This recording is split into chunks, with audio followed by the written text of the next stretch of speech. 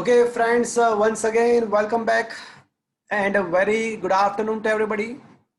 I hope you all are safe, your family member, your relative, your parents, your friends, all are safe, and you are enjoying this new era, this new way of learning. Friends, we are discussing chapter number 5, ગતિના નિયમો. આ ચેપ્ટરની અંદર આપણે ન્યૂટનના ગતિના 3 નિયમો એની સાથે સંકળાયેલા concepts discuss કર્યા હતા. મિત્રો, છેલ્લે આપણે સંતુલન અવસ્થા કોને કહેવાય એની વાત કરી હતી અને એવું પણ ભણ્યા હતા કે જીવનમાં બે જ વસ્તુ હોઈ શકે, કાં તો જીવનમાં સંતુલન હોય અને કાં તો ના હોય. તો મિત્રો, છેલ્લા લેક્ચરની અંદર ખૂબ જ મહત્વની વાતો આપણે ચાલુ કરી હતી. દાખલાઓ ગણવા માટે ખાસ ધ્યાન રાખવાનું હતું એ બધી વાતો. ચલો, કોઈ મને કહેશે? રાજવી છે ત્યાં આગળ? રાજવી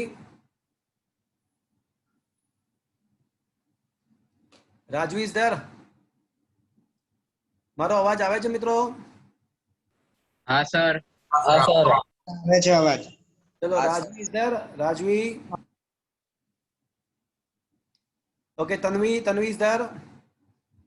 हाँ सर. બોલો, તમે કહેશો કઈ અવસ્થાને સંતુલન અવસ્થા કહેવાય? સર અવાજ કપાય છે તમારો. કઈ અવસ્થાને સંતુલન અવસ્થા કહેવાય? જે પદાર્થ પ્રવેગી ગતિ કરતો હોય. ગલત જવાબ.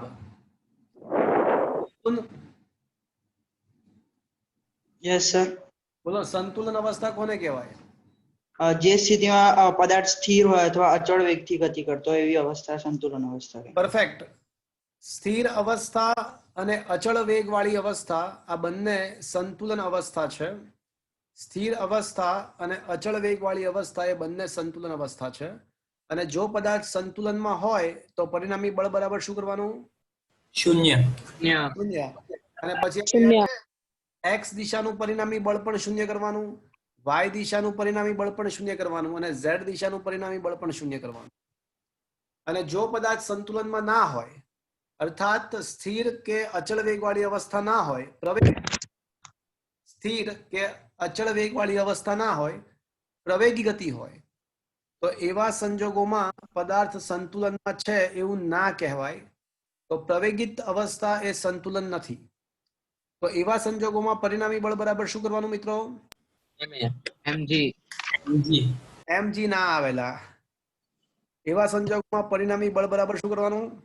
ma. એ કરવાનું. એટલે મિત્રો બે જ વસ્તુ હોઈ શકે. જો સંતુલન હોય તો પરિણામી બળ બરાબર શૂન્ય કરવાનું, અને જો સંતુલન ના હોય તો પરિણામી બળ બરાબર ma કરવાનું. That's it. અને આપણને ખબર છે કે એક જ દોરી પર જે અપોઝિટ પદાર્થ છે, એક જ દોરીના બે અલગ અલગ અંત્ય બિંદુઓ પર જે પદાર્થો છે બંને પર તણાવ સેમ જ લાગે, પરંતુ વિરુદ્ધ. એક જ દોરી પર અલગ અલગ અંત્ય બિંદુઓ પર જોડેલા પદાર્થો પર તણાવ સેમ લાગે પરંતુ વિરુદ્ધ દિશામાં લાગે. તો આપણે એ પણ જાણીએ છીએ કે એક જ દોરી પર તણાવ સમાન હોય. તો હજી એ જ ટ્રેક પર સંતુલન અને અસંતુલનના જ ટ્રેક પર થોડા દાખલાઓ ગણીશું. વેગમાન સંરક્ષણનો નિયમ લાસ્ટ લેક્ચરમાં ભણ્યા હતા, એના પર આધારિત દાખલાઓ પણ ગણીશું. અને આપણને એ પણ ખબર છે કે બળનો આઘાત એ બીજું કશું નથી, પરંતુ ખરેખર તો બળનો આઘાત એ વેગમાનનો फेरफार છે. તો લેટ્સ હા બોલો. તો મિત્રો, આજના લેક્ચરની અંદર આપણે માત્ર અને માત્ર દાખલાઓ ડિસ્કસ કરવાના છે. ક્વેશ્ચન નંબર 16 સુધી આપણે ડિસ્કસ કર્યું હતું લાસ્ટ લેક્ચરમાં થિયોરીઓમાં, અને આજે થોડા વધારે દાખલાઓ ગણીશું મિત્રો.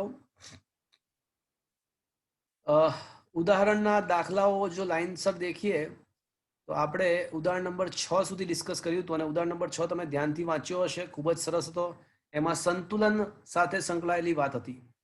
સર, આ રવિવારની એક્ઝામમાં આજ સુધીનું પૂછાશે? દર વખતે આપણે એવું જ હોય છે કે એક્ઝામમાં આજનું ના હોય પણ આજ સુધીનું હોય બધું. Okay sir. Harshil Bhatt. Sir, આપણે સમતલમાં ગતિ જે દ્વિપરિમાણમાં ગતિનું પૂછ્યું, ત્રિપરિમાણમાં ગતિનું કોઈ ચેપ્ટર આવે? દ્વિપરિમાણમાં છે ને આઈ કેપ અને જે કેપ હોય, બરાબર છે?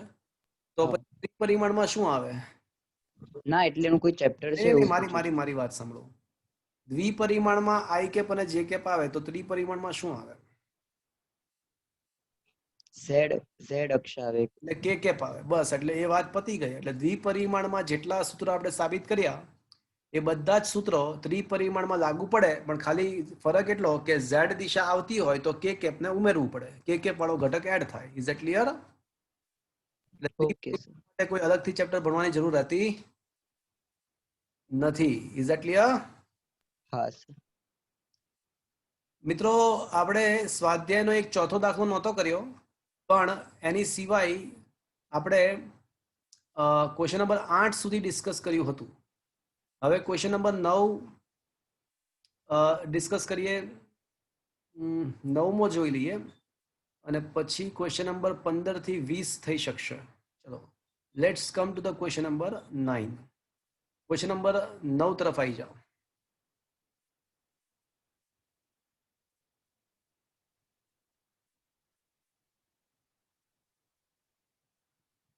ઓકે, ક્વેશ્ચન નંબર 9 ની અંદર શું તમારા મોબાઈલની અંદર ક્વેશ્ચન નંબર 9 તમને દેખાઈ રહ્યો છે? હા સર. હા સર. Okay.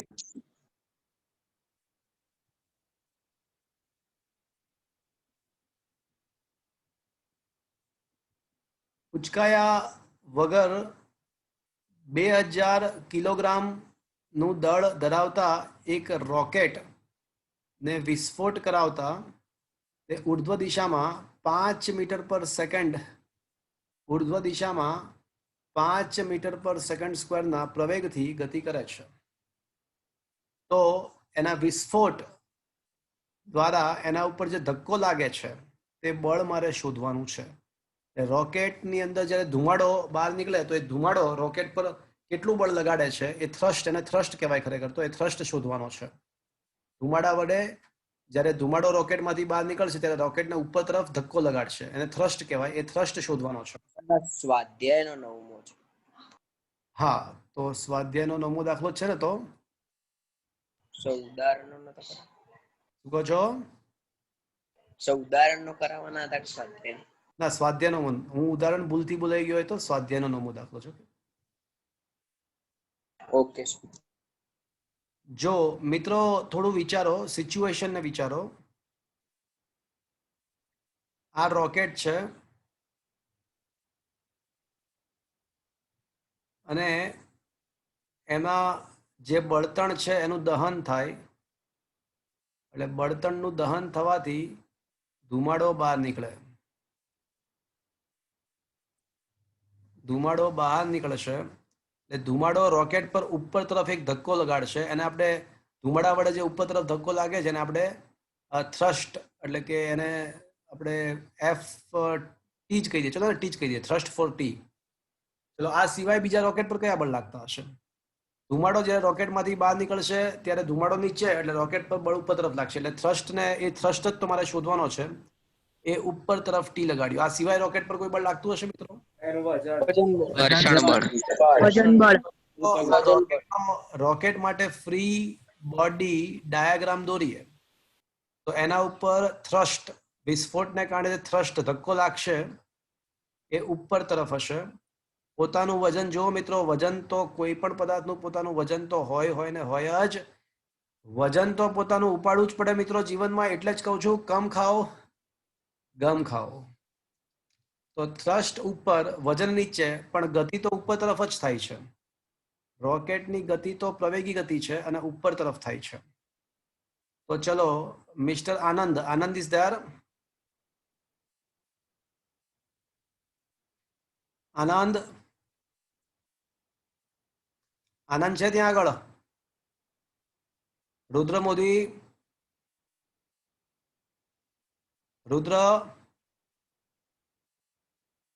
રુદ્ર મોદી. હા સર. બોલો, આ ગતિ કેવી ગતિ છે?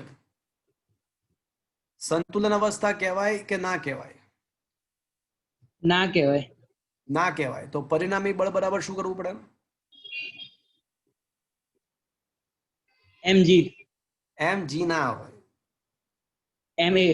એમ એ હોય. પરિણામી બળ બરાબર માં. હવે ગતિ ઉપર તરફ થઈ રહી છે, તો પરિણામી બળ બરાબર મારે શું લખવું જોઈએ? ચલો આ કિસ્સામાં પરિણામી બળ બરાબર શું લખવું જોઈએ મારે? જો મિત્રો જે તરફ ગતિ થતી હોય ને એ બળ મોટું હોય, જે તરફ ગતિ થતી હોય એ બળ મોટું હોય એટલે ટી મોટો હશે માજી કરતા. તો ઇફેક્ટિવ બળ બરાબર મારે શું લખવું જોઈએ? હા, એ મને ખ્યાલ છે કે પરિણામી બળ બરાબર માં લખવું પડે, પણ પરિણામી બળ શું લખવું હું? ચલો કોઈ છોકરી બોલતી હતી, બોલો શું લખવું? T-mg. Very good. એટલે વધારે ડિટેલમાં કેવું હોય તો એવું કહી શકાય કે ટી પ્લસ માઇનસ માજી, પણ હવે આ પ્લસ વાળું નહીં લખીએ, આપણે સીધું લખીશું ઉપર ટી નીચે માજી, તો ઇફેક્ટિવ બળ કેટલું આવશે? તો ટી માઇનસ માજી. એટલે અત્યારે ભલે આ એક સ્ટેપ લખ્યું છે, પણ ભવિષ્યમાં આપણે આ પ્લસ નહીં લખીએ, સીધું જ માઇનસ લખીશું. શું મિત્રો આ સમજમાં આવ્યું બધાને? પરિણામી બળ બરાબર માં. તો પરિણામી બળ કેટલા બળ લાગતા હતા? કે ભાઈ 2 જ બળ લાગતા હતા, ટી અને માજી. ધક્કો બળતણ વડે, ધુમાડા વડે ધક્કો ઉપર તરફ, પોતાનું વજન નીચે, તો ઇફેક્ટિવ બળ ટી માં. અચ્છા, અહીંયા માજી માઇનસ ટી ના શું કામ ના લખ્યું? કારણ કે રોકેટ કઈ તરફ ગતિ કરે છે? ઉપરની તરફ નીચે તરફ ગતિ કરતો હોત તો મેં શું લખ્યું હોત? mg ખાલી તો મેં mg માઇનસ ટી લખ્યું હોત. ઇફેક્ટિવ બળ બરાબર માજી માઇનસ ટી લખ્યું હોત. Is that clear friends? Yes, sir. હવે મારે આ થ્રસ્ટ શોધવો છે, આ ધક્કો શોધવો છે, તો ટી બરાબર કેનાય છે માજી પ્લસ માં.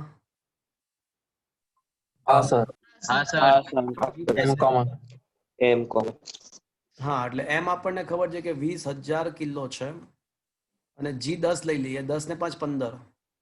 જી નું મૂલ્ય 10 લઈ લઈએ અને પ્રવેગ આપણને આપ્યો, જો રકમમાં સામેથી પ્રવેગ આપ્યો છે 5. 10 ને 5 15, 15 દુ 30, 15 દુ 30, એટલે આ થઈ જશે 30 ગુણ્યા 10 ની 4, એટલે 3 ગુણ્યા 10 ની 5 ન્યૂટન, અથવા બીજા ભાષામાં 300 કિલો ન્યૂટન. 300 કિલો ન્યૂટન જવાબ આવશે. શું મિત્રો આ સમજમાં આવ્યું તમને? Clear friends? શું આ ખબર પડ્યો? મજા આવશે મિત્રો, સમજપૂર્વક કરશો ને તો ખરેખર બહુ જ મજા આવે એવી વસ્તુ છે. ખાલી જીવનમાં 2 જ વસ્તુ છે મિત્રો, કાં તો સંતુલન હોય અને કાં તો સંતુલન ના હોય. સંતુલનમાં હોવું અર્થાત સ્થિર હોવું અથવા અચળ વેગથી ગતિ હોવી. અને જો એવું હોય તો પરિણામી બળ બરાબર 0 કરવાનું, x દિશામાં, y દિશામાં, z દિશામાં, ગમે તે દિશામાં. અને જો સંતુલન ના હોય તો પરિણામી બળ બરાબર માં કરવાનું, પરિણામી બળ બરાબર m into a કરવાનું. તો પરિણામી બળ કઈ રીતે નક્કી કરવાનું? તો જોવાનું કે પદાર્થ કઈ તરફ ગતિ કરે છે. જે તરફ ગતિ થતી હોય એ તરફનું બળ મોટું હોય એવું ધારવાનું અને મોટામાંથી નાનું બાદ કરવાનું, ઇઝ ઇક્વલ્સ ટુ માં કરવાનું. શું મિત્રો આ સમજમાં આવ્યો મિત્રો? હા sir. Yes, sir. Okay fine, okay fine. તો મિત્રો 9મો ક્વેશ્ચન ડિસ્કસ કર્યો આપણે. ક્વેશ્ચન નંબર 10, 11 પછી જોઈએ, 12 પણ પછી જોઈએ, 13 નહીં 14 થઈ જશે, પણ ઓલું પરિણામી બળવાળા ક્વેશ્ચન પહેલા કરવા છે ને, એટલે એક જ કન્સેપ્ટ પર આધારિત ક્વેશ્ચન કરવા છે. એટલે 14મો ક્વેશ્ચન, 15મો ક્વેશ્ચન લઈએ આપણે અત્યારે. આ કન્સેપ્ટ વધારે દ્રઢ કરીએ, એક જ સરખી મેથડના ક્વેશ્ચન સાથે લઈ લઈએ.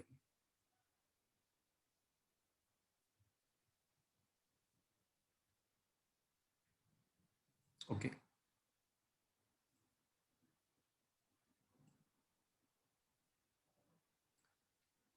ચલો શું મિત્રો તમારા મોબાઈલની અંદર ક્વેશ્ચન નંબર 15 ની રકમ તમને દેખાઈ રહી છે?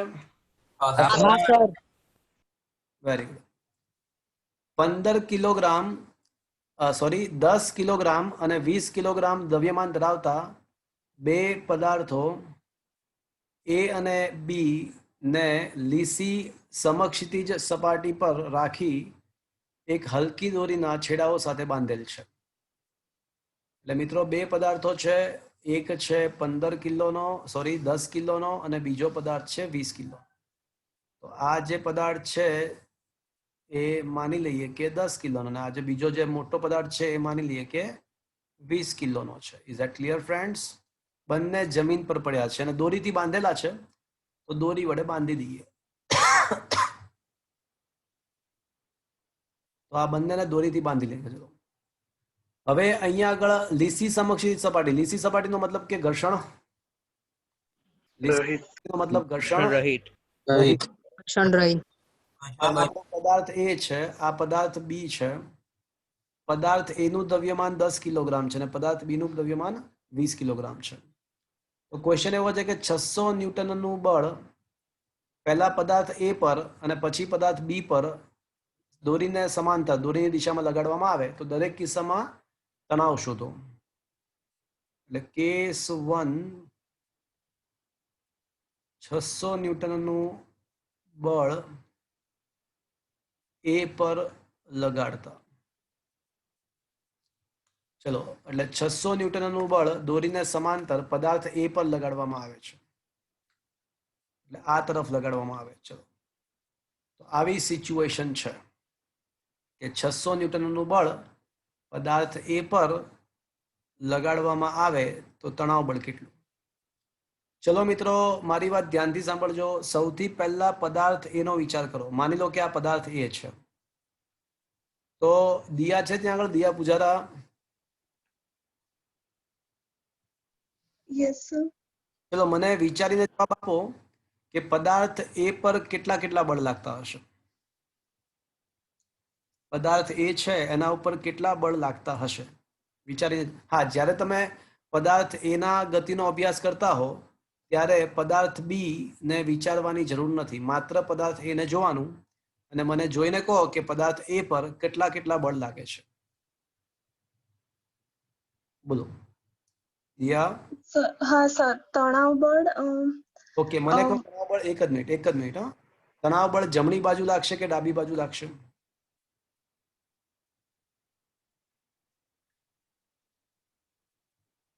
દોરી જમણી બાજુ. અચ્છા, દોરી આમ પદાર્થ એને આમ આમ આ જમણી બાજુ આમ લઈ જશે કે આમ પાછળથી ખેંચી રાખવાનો પ્રયત્ન કરશે? જ્યારે સર પાછળથી ખેંચી રાખવાનો પ્રયત્ન કરશે. પછી એ જમણી બાજુ લાગશે કે ડાબી બાજુ લાગશે તણાવ બળ?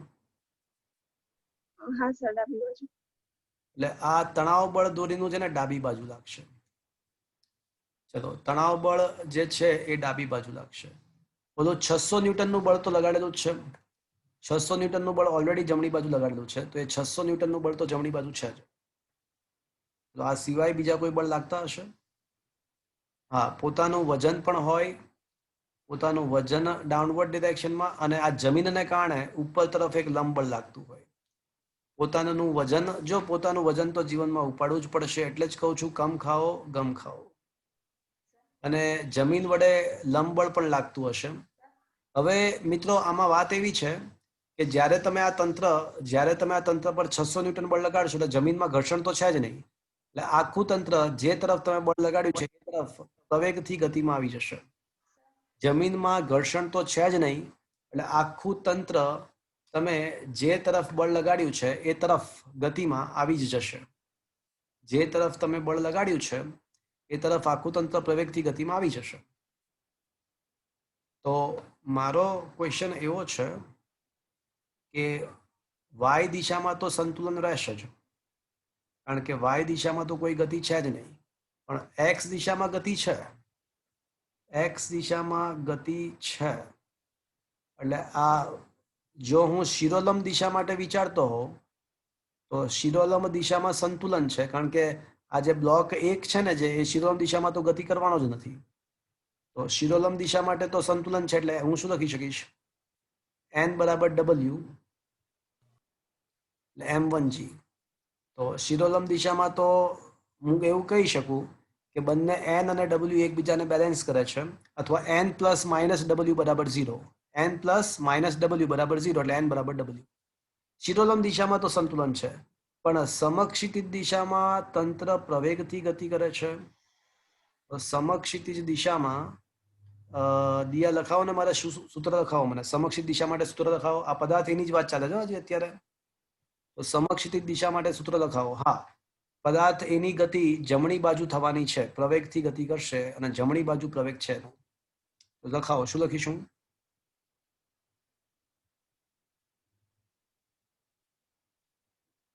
અચ્છા, જય ગજ્જર. T બરાબર ma. અચ્છા મારી વાત સાંભળો, સમક્ષિતિ દિશામાં કેટલા બળ છે પહેલા મને એ કહો. જય ગજ્જર, સમક્ષિતિ દિશામાં બળ કેટલા છે? સર તણાવ બળ અને 600 ન્યૂટન જે બળ લગાવ્યું છે. પરફેક્ટ.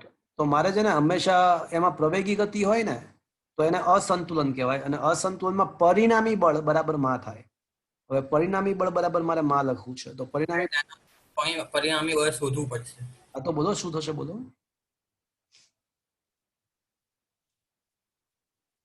જમણી બાજુ 600 ન્યૂટન છે, ડાબી બાજુ ટી છે, તો સમક્ષિતિ દિશાનું પરિણામી બળ કેટલું થશે? ગતિ જમણી બાજુ થવાની છે, તો દિશામાં ગતિ થતી હોય એ બળ મોટું હોય. 600 માઇનસ ટી.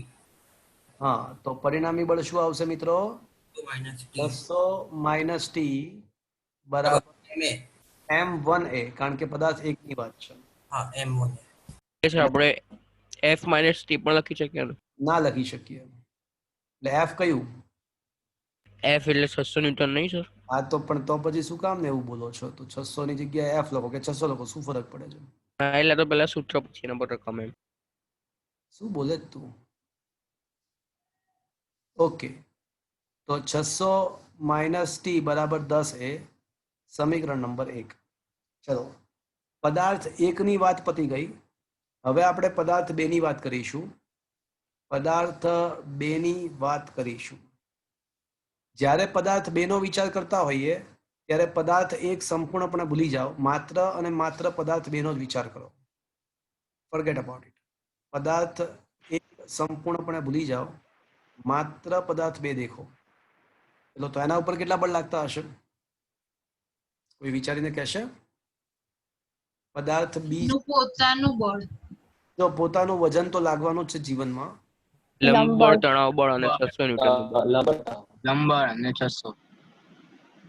600 તો લાગશે જ નહીં ને. 600 તો કોના ઉપર લગાડી દઉં? 600 દેખાય તમને? આ પદાર્થ બી પર કોઈ જગ્યાએ 600 દેખાય તમને? ના. પદાર્થ બી નો વિચાર કરતા હો ત્યારે માત્ર અને માત્ર બી પર લાગતા બળો જ વિચારવાના હોય. તો બી નું પોતાનું વજન નીચે તરફ. ચલો આની સિવાય બીજો કોઈ બળ? ચલો વજન લગાવી. તણાવ બળ, લંબ બળ. લંબ બળ ને એન ડેશ કહી દઈએ, એ ઉપર તરફ લાગશે. વાત સાચી. ચલો આની સિવાય તણાવ બળ તણાવ બળ ડાબી બાજુ લાગશે કે જમણી બાજુ લાગશે? જમણી બાજુ. આ દોરી છે ને, દોરી એને ખેંચીને લઈ જવાનો પ્રયત્ન કરશે. દોરી બી પદાર્થને ખેંચીને લઈ જવાનો પ્રયત્ન કરશે. તણાવ બળ જમણી બાજુ. આ સિવાય જો જમીનમાં ઘર્ષણ હોત ને, જમીનની સપાટીમાં ઘર્ષણ હોત, લીસી સપાટી ન હોત, તો ઘર્ષણ બળ લાગત અને ગતિની વિરુદ્ધ દિશામાં લાગત. પણ અત્યારે તો ઘર્ષણ છે જ નહીં. હવે મિત્રો વાય દિશામાં તો સંતુલન જ છે, શિરોલંબ દિશામાં તો સંતુલન જ છે. એટલે એ તો એનો કોઈ મતલબ નથી. લખ્યું છે પણ આનો કોઈ મતલબ નથી. દિશામાં તો છે જ, એટલે એ સૂત્ર લખ્યું છે મેં, એનો જો કે કોઈ મતલબ નથી. અને ચલો મિસ્ટર શુભમ ઇઝ ધેર? હા સર. ચલો શુભમ લખાવો. સમક્ષિતિ દિશામાં જમણી બાજુ પ્રવેગથી ગતિ કરે છે. આ પદાર્થ પણ બંને પદાર્થ જોડાયેલા છે, એટલે બંને પદાર્થ એક જ સરખા પ્રવેગથી ગતિ કરે. તો જમણી બાજુ પદાર્થ બી પણ ગતિ કરે છે, તો ઇફેક્ટિવ બળ બરાબર માં. પણ સમક્ષિતિ દિશાનું ઇફેક્ટિવ બળ કેટલું આવશે? f માઇનસ ટી એટલે 600 માઇનસ ટી. શું બીજા પદાર્થ બે પર, જો અહીંયા પદાર્થ બે નો ડાયાગ્રામ દોર્યો છે ને, એમાં કોઈ જગ્યાએ 600 દેખાય છે? ના. એના પર 3 જ બળ લાગે છે: પોતાનું વજન, લંબ બળ અને દોરીનું તણાવ બળ. 600 તો પદાર્થ એક પર લાગતું હતું. અને હું તમને વારંવાર કહી રહ્યો છું કે જ્યારે તમે કોઈ એક પદાર્થની ગતિનો અભ્યાસ કરતા હો ત્યારે માત્ર અને માત્ર તે જ પદાર્થ જોવાનો. એટલા માટે તો પદાર્થ એકને મેં બંધ કરી દીધો કે તમને કન્ફ્યુઝ ના થાવ. એટલે પદાર્થ એક જ નથી. તો હવે મને કહો કે બીજા પદાર્થ પર સમક્ષ દિશામાં ઇફેક્ટિવ બળ કેટલું લાગશે? ટી. માત્ર ટી જ લાગશે. તો ઇફેક્ટિવ બળ બરાબર માં, તો ટી બરાબર શું લખું મિત્રો? m2a. શું મિત્રો આ સમજમાં આવ્યું? હા સર. આ પદાર્થ એક પદાર્થ બે બંનેની વાત પતી ગઈ. પહેલા પદાર્થ એક નો વિચાર કર્યો અને પછી પદાર્થ બે નો વિચાર કર્યો. સમીકરણ 1 અને સમીકરણ 2 બંને સમીકરણનું એડિશન કરીએ, સરવાળો કરીએ તો સમીકરણ, અથવા ચલો ને ગુણોત્તર લઈ લઈએ, કારણ કે આપણો ટાર્ગેટ તણાવ શોધવાનો છે ને, પ્રવેગ શોધવાનો નથી, તણાવ શોધવાનો છે. તો સમીકરણ 1/2 કરો. સમીકરણ 1 ભાગ્યા 2 તો 600 minus T upon T is equals two right side શું આવશે મિત્રો? m1 a upon m2. 1/2.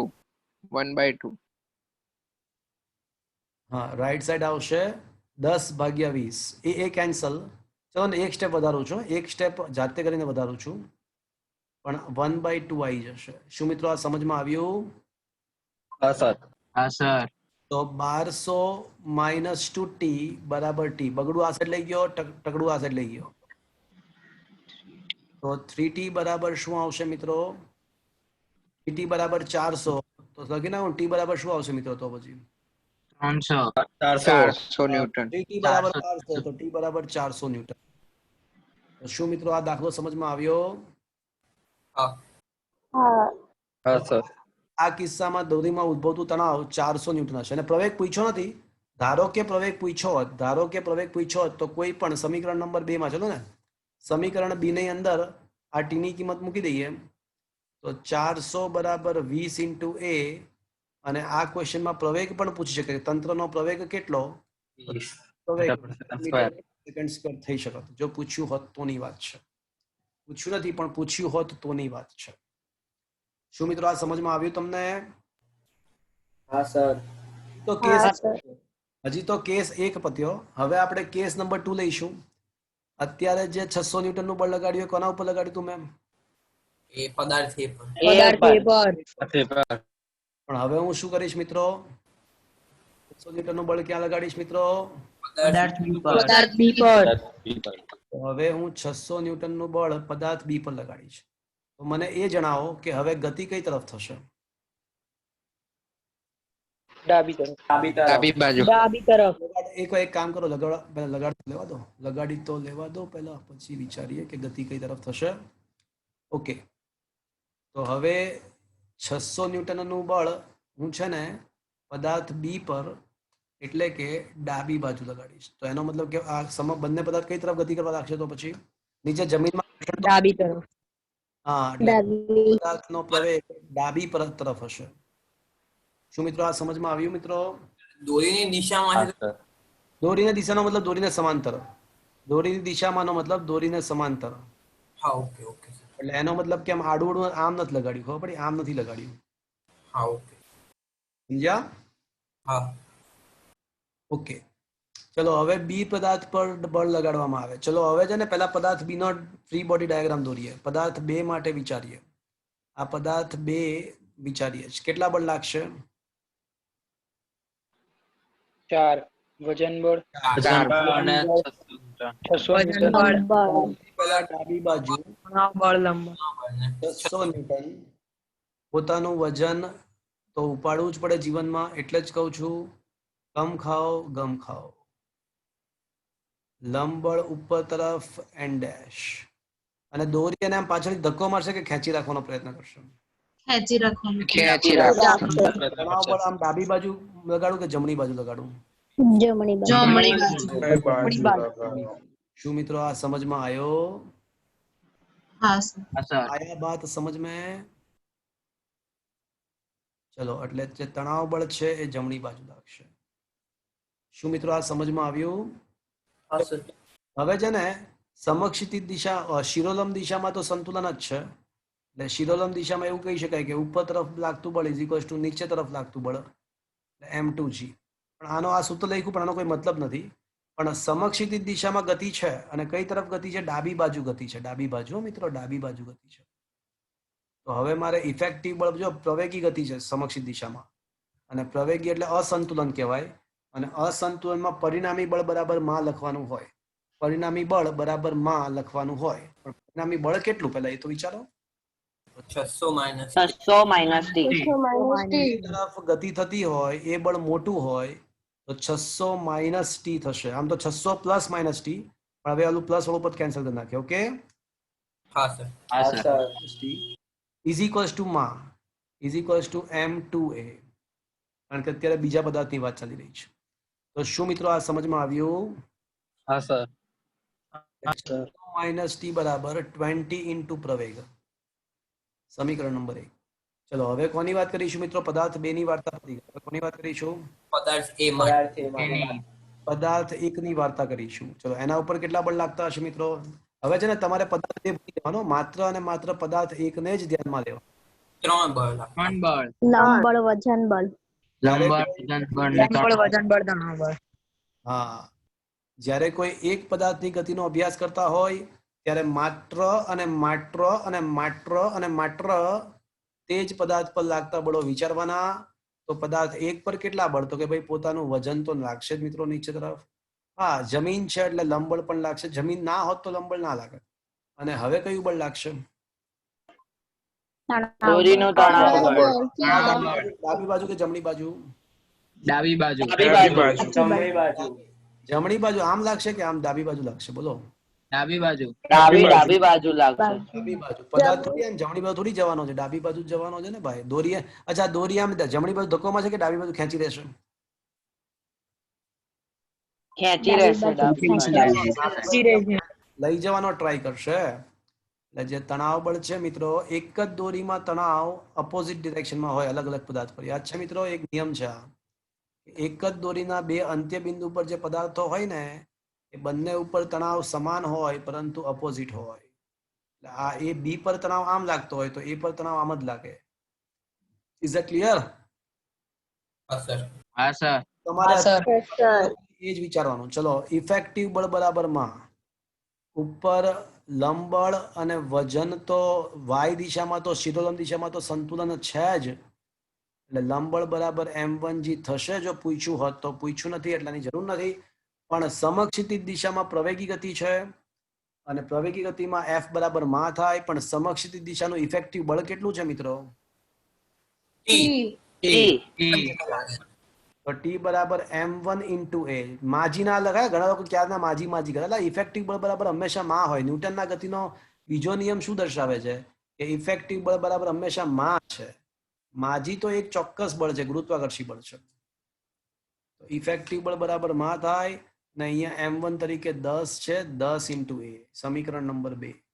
શું મિત્રો આ સમજમાં આવ્યું? હા સર. સમીકરણ 1/2 કરો. સમીકરણ 1/2 તો 600 માઇનસ ટી અપોન ટી બરાબર 20/10 એટલે કે 2. પ્રવેગ ગેટ કેન્સલ્ડ. તો 1200 બરાબર 600. ટી બરાબર 1200 માઇનસ 2t બરાબર ટી. 600 માઇનસ ટી બરાબર 2t. હા, ગંદી વાત. તો આ થઈ જશે 600 માઇનસ ટી બરાબર 2t. તો 3t બરાબર 600. તો T આ બરાબર કેસમાં 200. T બરાબર 200 ન્યૂટન. એટલે જો તમે ભારે પદાર્થ પર 600 ન્યૂટન બળ લગાડ્યું હોય તો તણાવ 200 ન્યૂટન આવશે. અને હલકા પદાર્થ પર તણાવ 600 ન્યૂટન બળ લગાડ્યું તો તણાવ 400 આવ્યું હોત. શું મિત્રો આ દાખલો સમજમાં આવ્યો? હા સર. આમાં પ્રવેગ પૂછ્યો નથી, પણ ધારો કે પ્રવેગ પૂછ્યો હોત ને તો અહીંયા 200 લખી નાખત.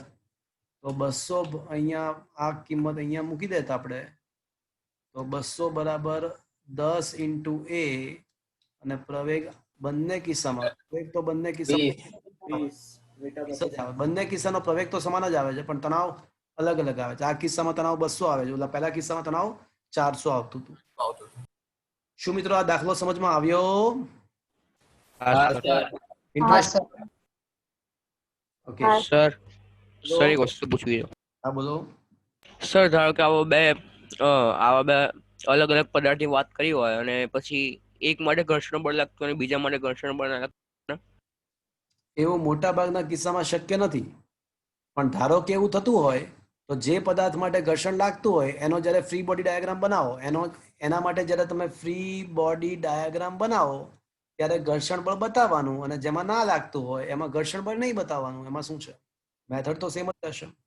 Okay, is that clear? હા સર. પણ સર આવું એક રીતે શક્ય તો ના જ કહેવાય ને. કોઈ એક પદાર્થ પર ઘર્ષણ. હું તમને સમજાવું. શક્ય બની શકે. માની લો કે આટલો જે ભાગ છે ને એ ઘર્ષણ વાળો છે અને આટલો ભાગ ઘર્ષણ રહિત છે. સમજ્યા? સર ઘર્ષણ રહિત સપાટી તો શક્ય જ નથી ને આદર્શ શક્ય જ પરિસ્થિતિ નથી. છે. આદર્શ પરિસ્થિતિ વાત સાચી છે. ઘર્ષણ રહિત સપાટી શક્ય, પણ હવે આપણને એ લોકોએ કીધું હોય કે ભાઈ લીસી સપાટી ધારો, તો પછી આપણે ધારવું તો પડશે ને દાખલામાં. હા એટલે સર એક સપાટી ઘર્ષણ વાળી બીજી લીસી હોય એવું બને એમ. એટલે એવું એકય આમાં આપણા ચેપ્ટરમાં તો છે નહીં કોઈ એવો દાખલો, આપણા એકય આખા ચેપ્ટરમાં છે નહીં, પણ હું તો તમને કહી રહ્યો છું કે એવું બની શકે કે એક સપાટીનું ઘર્ષણ વધારે હોય અને માની લો કે આટલા ભાગમાં છે ને એવો કોઈ લિક્વિડ ઢોળાઈ ગયું છે, કે જે એકદમ જેમ કે તેલ ઢોળાઈ ગયું છે, તેલ, તો એનું ઘર્ષણ એકદમ ઘટી જાય. ખબર પડી તમને આખી વસ્તુ? તો આ પદાર્થ નહીવત લઈ શકાય, આ પદાર્થનું ઘર્ષણ લઈ શકાય, એવું બની શકે એમ. Is it clear? હા સર. પણ એ તો સિચ્યુએશન આપણને આપી હોય, એમાં આપણે ચિંતા કરવાની જરૂર નથી. એ તો આપણને જે પ્રમાણે ક્વેશ્ચનમાં પૂછ્યું હશે એ પ્રમાણે આપણે સોલ્વ કરીશું. આપણી પાસે મેથડ તો છે જ. આપણી પાસે સિમ્પલ શું છે, ફ્રી બોડી ડાયાગ્રામ દોરવાનો, એટલે આપણને ખ્યાલ આવી જાય કે કેટલું બળ ક્યાં લગાડવાનું છે. Is that clear? Okay sir. પણ આ દાખલો સમજમાં આવ્યો મિત્રો? આમાં છે ને કેસ નંબર 2 પહેલા લીધો. જો પદાર્થ બી પર પહેલા લગાડ્યું છે તો પહેલા 200 આન્સર આવશે, અને કેસ નંબર 1 પછી લીધો છે એમાં 400 આવશે. Is that clear? હા સર. પહેલા બી પર ભારે પદાર્થ પર પહેલા લગાડ્યું છે તો 200 આન્સર આવશે, અને પછી હલકા પદાર્થ પર લગાડ્યું તો 400 આવશે. ઊંધું જતું લખ્યું છે. ચાલશે? ચલો અર્જુન, હવે તમે કેટલું સમજ્યા એ તમને હજી વધારે ખ્યાલ આવશે. હું છે ને એક સરખા દાખલા સાથે ગણાઈ લઉં ને તો તમને ફંડામેન્ટલ વધારે સ્ટ્રોંગ થઈ જાય. જોઈએ હવે આ દાખલો તો લગભગ તમને આવડી જ જવો જોઈએ. તમે જાતે વિચારી શકવા માટે સક્ષમ હોવા જોઈએ આ દાખલામાં. જોઈએ, ટ્રાય કરીએ, વિચારજો, સમજો શું છે. રકમની અંદર એવું આપ્યું છે મિત્રો કે 8 કિલોગ્રામ અને 12 કિલોગ્રામના બે પદાર્થો છે. ઘર્ષણ રહિત ગરગડી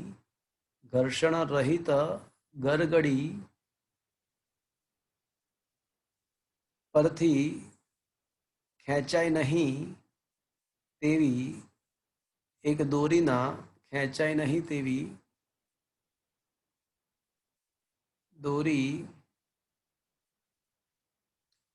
એક છેડે બાંધેલા છે. તો બે પદાર્થો દોરીના એક છેડે બાંધેલા છે, દોરી ખેંચી શકાય એવી નથી, એટલે કે તન્ય છે, અને બે પદાર્થો બાંધ્યા છે અને અત્યારે લટકાવવામાં આવે છે. ચલો, શું તમે મિત્રો આકૃતિ આ તમને સમજમાં આવી રહી છે? હું શું ડ્રો કરી રહ્યો છું? હા સર.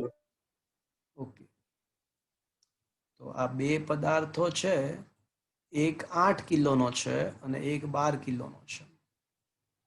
એક 8 કિલોનો છે, બીજો 12 કિલોનો છે.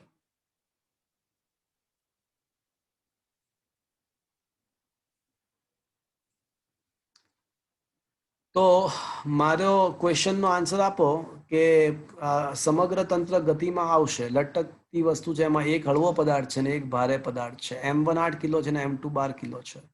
તો કયો પદાર્થ આ ગરગડી પર બાંધેલો છે? ગરગડી પોતે ઘર્ષણ રહિત છે, એટલે ઘર્ષણની ચિંતા કરવાની જ નથી આપણે. તો મિત્રો હવે મારો ક્વેશ્ચન એવો છે કે કોણ નીચે જશે ને કોણ ઉપર જશે? વધુ દળવાળો પદાર્થ વજનવાળો પદાર્થ ઉપર જશે. અચ્છા, એટલે M2 નીચે જશે અને M1 ઉપર જશે. શું મિત્રો આટલું ખબર પડી?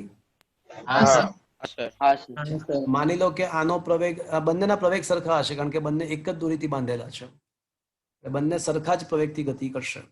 અચ્છા, મને કહો કે આને સંતુલન કહેવાય કે ના કહેવાય?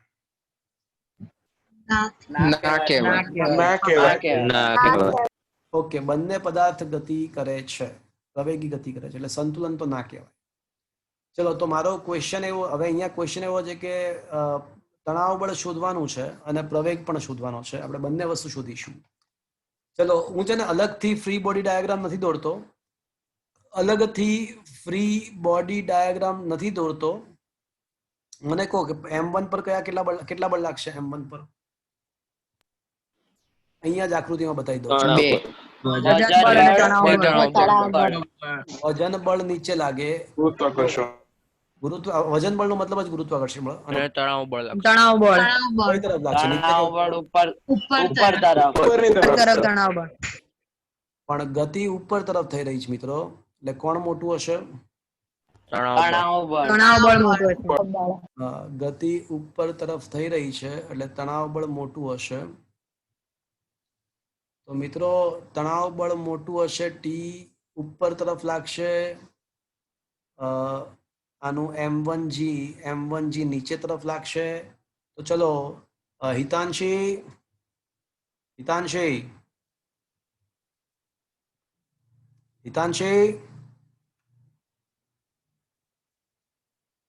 Yes sir. બોલો પદાર્થ 1 માટે સૂત્ર લખાવો. mg વાળું થાય, t is equals to mg. જો તમે છે ને ઊંઘમાં છો, પદાર્થ પ્રવેગી ગતિ કરે છે, ઉપર ટી બળ લાગે છે, નીચે માજી લાગે છે. પ્રવેગી ગતિને સંતુલન ના કહેવાય, અસંતુલન કહેવાય. અને અસંતુલનના કિસ્સામાં પરિણામી બળ બરાબર માં લખવાનું હોય. તો પરિણામી બળ બરાબર માં લખવાનું. તો મને એમ કહો કે પરિણામી બળ કેટલું હશે? આના પર બે જ બળ લાગે છે, એક છે ટી અને એક છે માજી, પણ ગતિ ઉપર તરફ થઈ રહી છે. તો પરિણામી બળ બરાબર શું થશે? બોલો. અચ્છા જય Gajjar. Sir T minus M1G પરિણામી બળ. એ પરિણામી બળ, કારણ કે ટી મોટો હશે ને, કારણ કે ઉપર તરફ જાય છે. એટલે ટી માઇનસ M1G બરાબર શું લખવું?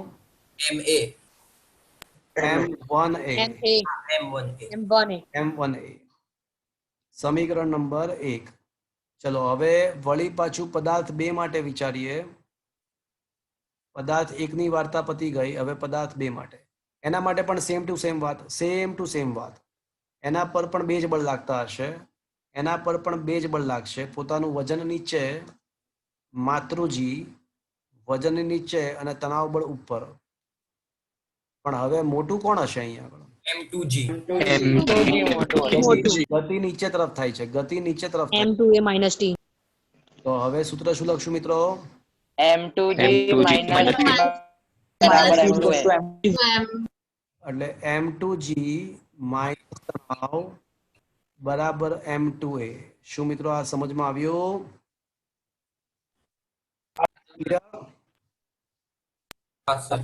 ગતિ નીચે તરફ થાય છે એટલે માતૃજી મોટું હશે, તો માતૃજી માઇનસ ટી બરાબર માં, પણ માં તરીકે M2A. હવે મિત્રો સમીકરણ, જો મારે છે ને બે વસ્તુ શોધવી છે, પ્રવેગ પણ શોધવો છે અને તણાવ બળ પણ શોધવું છે. તો અહીંયા લેફ્ટ હેન્ડ સાઈડ અહીંયા દેખજો મિત્રો બધા, સમીકરણ 1 અને 2 નો સરવાળો કરતા, સમીકરણ 1 અને 2 નો સરવાળો લેતા. ચલો હવે સરવાળો કરો તો T minus M1G plus M2G minus T. તો મિત્રો લેફ્ટ હેન્ડ સાઈડ શું આવશે મિત્રો? T minus M1G plus M2G minus T. તો ટી માઇનસ ટી કેન્સલ, તો શું બાકી રહેશે મિત્રો left hand side? minus M1G plus M2G. અને રાઈટ સાઈડ શું થશે મિત્રો? 1A plus M2. બરાબર છે મિત્રો? હા સર. હું આવું લખી શકું મિત્રો, આ બંનેમાંથી એ કોમન. તો A into M1 plus M2 is equals to, can I say M2 minus M1 into G? M2G minus M1G લખાશે? તો આપણે હવે આ ટાઈપનો કિસ્સો JEE નીટની અંદર, કોમ્પિટિટિવ એક્ઝામિનેશન ની અંદર બહુ બધી વખત તમે દેખશો. તો જો ઘર્ષણ રહિત જો ગરગડી હોય, તો એવા સંજોગોમાં પ્રવેગ તમને શોધવાનો કીધો હોય તો આ સૂત્ર એઝ અ શોર્ટકટ યાદ રાખવું. તો આ સૂત્ર as a shortcut M2 minus M1 upon M1 plus M2 into G. અથવા તમે આ રીતે પણ યાદ રાખી શકો, M1 minus M2 upon M1 plus M2. M1 મોટામાંથી નાનું બાદ કરવું, સાદી ભાષા. અંશમાં છે ને M2 minus M1 ના બદલે તમે M1 minus M2 પણ લખી શકો, પણ મોટામાંથી નાનું બાદ કરવું. તો અંશમાં બાદ બાકી, છેદમાં સરવાળો અને ઇન્ટુ G કરો એટલે પ્રવેગ મળી જાય. પણ બાદ બાકીમાં મોટામાંથી નાનું બાદ કરવું. તો મિત્રો હવે અહીંયા આગળ કિંમતો મૂકી દઈએ. M2 12 છે, M1 8 છે, 12 માંથી 8 જાય તો 4. M2 12 છે, M1 8 છે, 12 માંથી 8 જાય તો 4.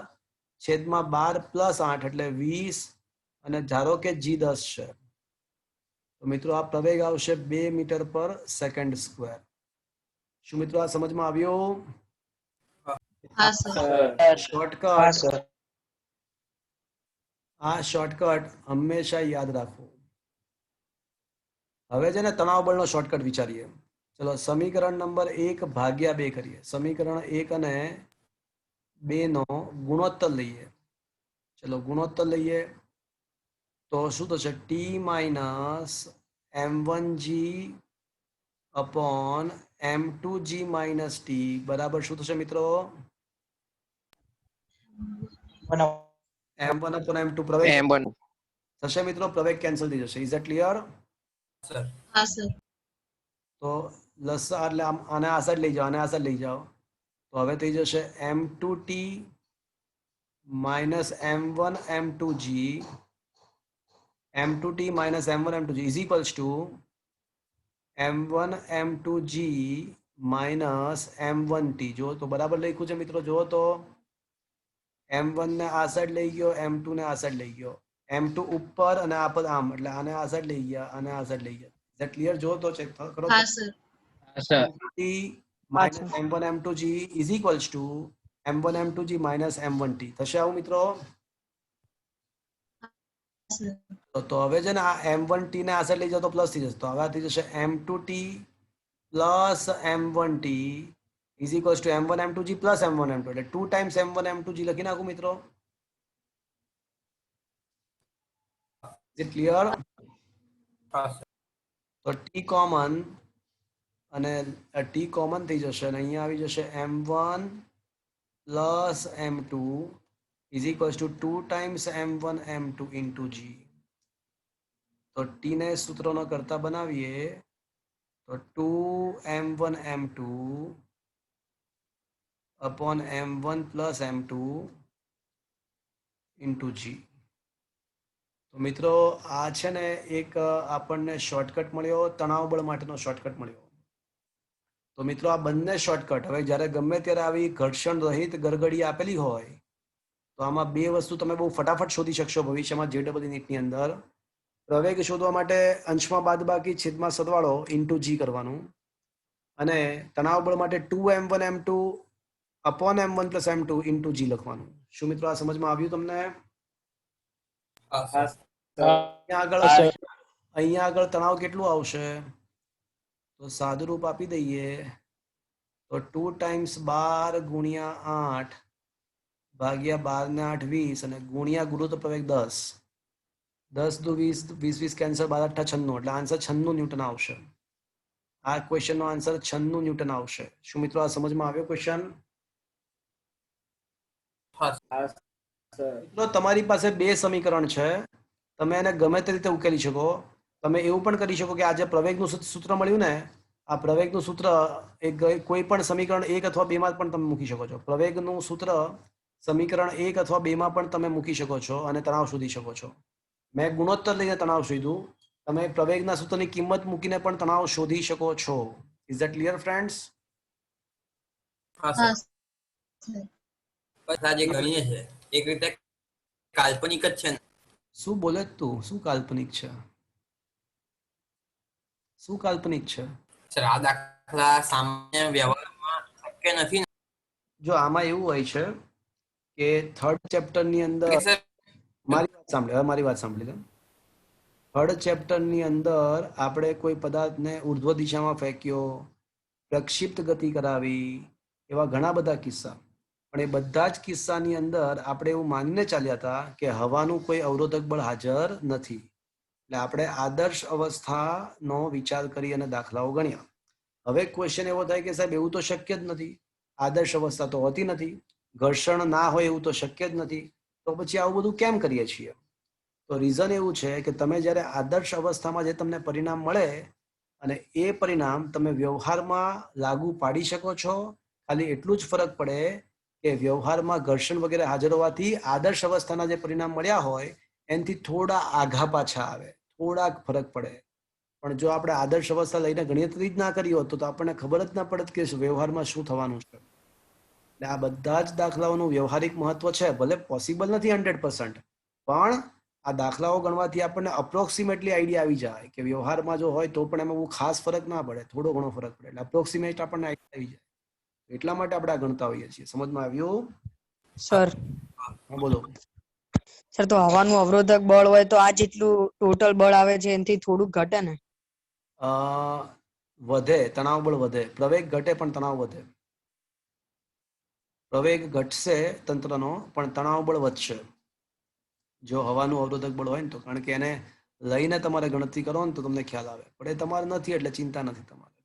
ઓકે, ઓકે તો શું મિત્રો દાખલો સમજમાં આવ્યો? આની અંદર મિત્રો પ્રવેગનું સૂત્ર મૂક્યું છે.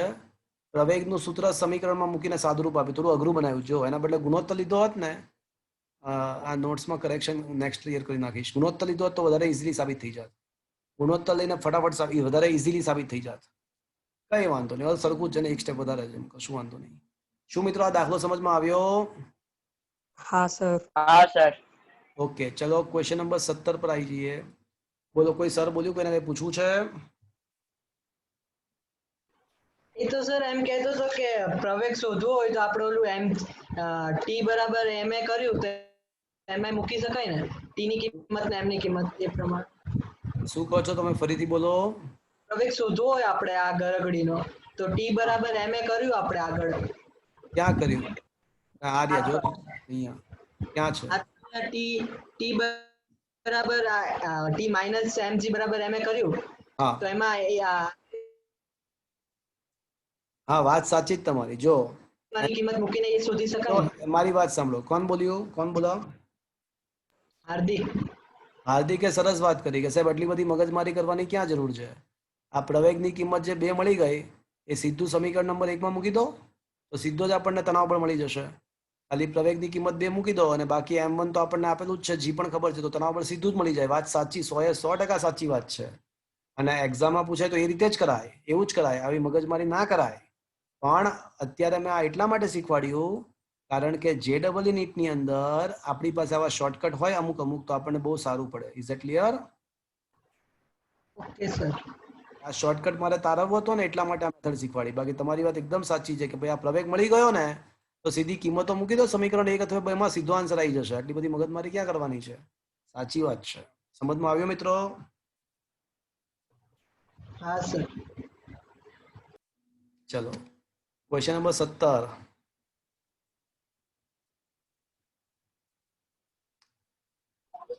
પ્રયોગશાળા. ચલો હવે છે ને 3 દાખલાઓ મિત્રો. હવે 17, 18, 17 અને 20 આ 2 દાખલાઓ મિત્રો, 17 અને 19 આ 2 દાખલાઓ વેગમાન સંરક્ષણ પર આધારિત છે.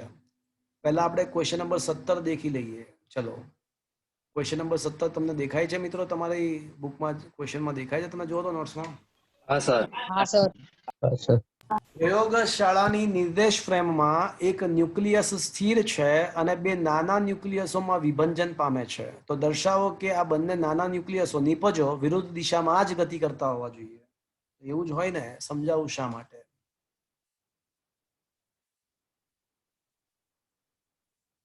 ધારો કે વિભંજન વડે મળતા, બોલો શું કહો છો? વિભંજન એટલે તૂટી જવું. વિભંજન એટલે તૂટી જવું. એટલે મોટો ટુકડો વિભાજન શું કહો છો? સીધી રીતે વિભાજન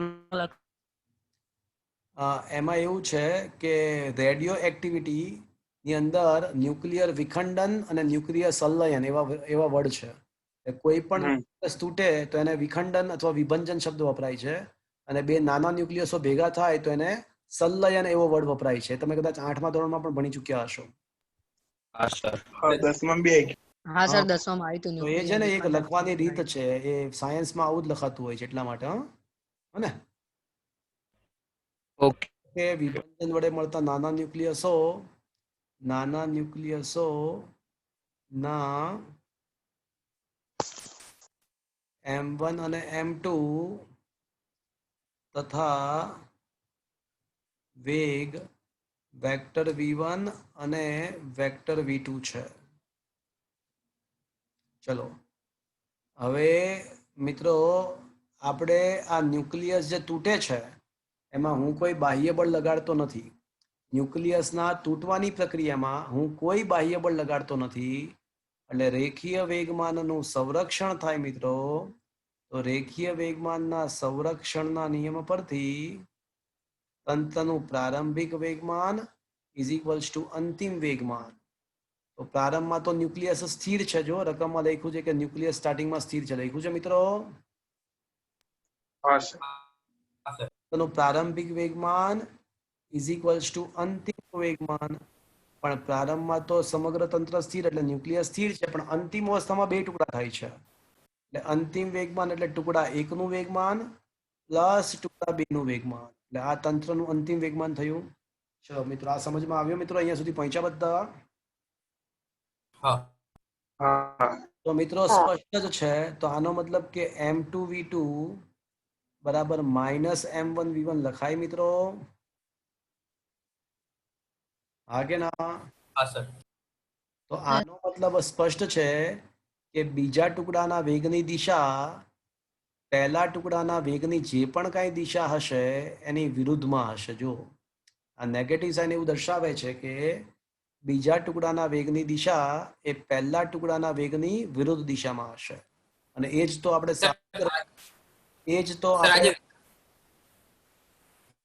તો આપણે સાબિત કરવાનું હતું.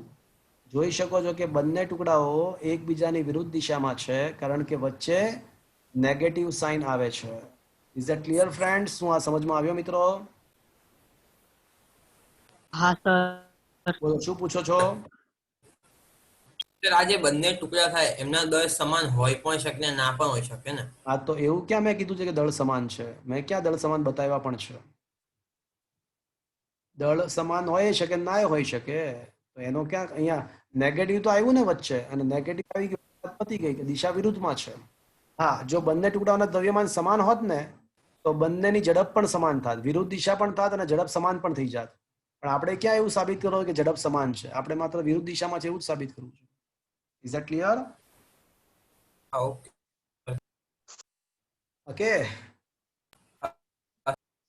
તો વચ્ચે નેગેટિવ સાઇન આવી ગઈ એ બાબત એવું દર્શાવે છે કે આ બંનેના વેગો એકબીજાની વિરુદ્ધ દિશામાં છે.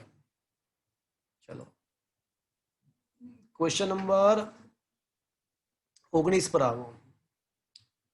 100 કિલોગ્રામ દળની ઘનમાંથી 0.020 કિલોગ્રામ 0.02 કિલોગ્રામ દળનો એક શેલ એટલે કે ગોળી ફોડવામાં આવે છે. સર 100 કિલોગ્રામની બંદૂક હોઈ શકે, 100 કિલોગ્રામની બંદૂક હોઈ શકે. હા, પેલો રેમ્બો પિક્ચર દેખ્યું? રેમ્બો? હા. બસ તો એ ઓલો ગોળો નહીં, ગોળાની બંદૂક ગોળો છોડે નહીં, મિસાઇલ એ ટાઈપનું. હા હા. તો 100 કિલોગ્રામ. શું કહો છો? એન્ટી એરક્રાફ્ટ મિસાઇલ અને ગન પણ હોય એટલે એ ચિંતા આપણે નથી કરવાની. એ લોકોએ આપણને કીધું તો માની લેવું પડેલા, આપણે શું કરી શકીએ? 100 કિલોગ્રામ દળની ઘનમાંથી 0.020 કિલોગ્રામ દળનો એક શેલ એટલે કે ગોળી ફોડવામાં આવે છે. તો ગનની નાળમાંથી બહાર આવતા શેલની ઝડપ 80 હોય, એટલે ગોળીની ઝડપ 80 હોય તો ગન પાછળ ફરશે. આપણને ખબર છે કે ગન પાછળ ફરે તો એ ગન કેટલી ઝડપથી પાછી ફરશે? તો સ્ટાર્ટિંગમાં ગોળી અને ગનનું તંત્ર શૂન્ય સ્થિર અવસ્થામાં છે, તો તંત્રનું પ્રારંભિક વેગમાન 0 ઇઝ ઇક્વલ્સ ટુ અંતમાં ગોળી છૂટ્યા બાદ અંતિમ વેગમાન તંત્રનું કેટલું? તો ગોળીનું વેગમાન પ્લસ રાઇફલનું વેગમાન. તો હમણાં જ સૂત્ર સાહેબ હમણાં જ આપણે મળ્યા હતા. તો v2 બરાબર શું આવશે? -m1/m2 into v1.